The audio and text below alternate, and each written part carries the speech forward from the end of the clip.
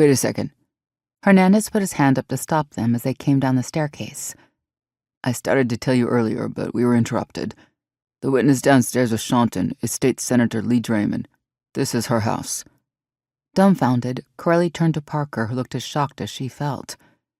Beautiful woman murdered and mutilated in the house of New York State Senator Leigh Drayman, the outspoken, some say notorious, beautiful trans woman activist. Definitely a hot case. She shook her head. Thanks for the heads up, Hernandez.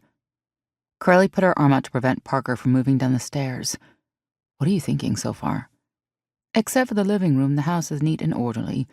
I'm still thinking it's likely she knew her killer or killers, and we won't know about drugs until we get test results. It could be the senator was the target, or the killer. What do we know about her sexual orientation?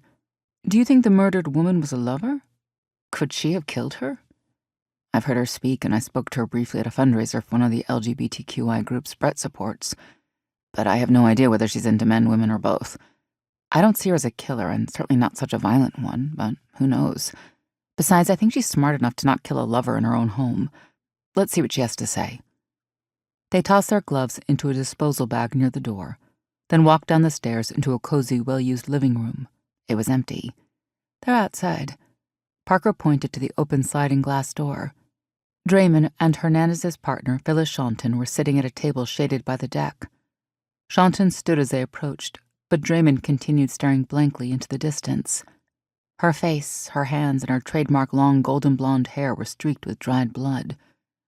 A steaming cup of something sat on the table in front of her. Shanton looked relieved to see them. Corelli waved Shanton over to the doorway. Has she said anything? After she calmed down, she noticed the blood on her clothes and hands and tried to go to the sink to wash it off. She hasn't said anything since I told her she couldn't wash until the detective spoke to her. I made her a cup of tea, but she didn't react when I put it down, and she hasn't touched it. Was the sliding glass door locked? Yes, and so is the downstairs front door. Okay, let's see what we can do. Corelli sat next to Drayman. Shanton and Parker sat across from her. Senator Drayman, I'm Detective Chiara Corelli, and this is my partner, Detective Parker. I don't know if you remember me. Brett Cummings introduced us at a charity event a couple of months ago. Drayman didn't respond. Parker, we need Lopez and a tech down here so the senator can clean up. She leaned over, about to take Drayman's hands, then thought better because of the blood. I think you'd feel better if you drink some hot tea. Parker stepped away to make the call. They're on their way, she said as she sat again. Corelli tried again. Senator, we need your help. Do you know the murdered woman? Corelli wasn't sure whether it was the use of her title or the question, but Drayman raised her eyes and gazed at her. The bloody streaks on her face looked like war paint. She blinked, straightened, and finally spoke. Alessandra. She came to stay with me for a few days.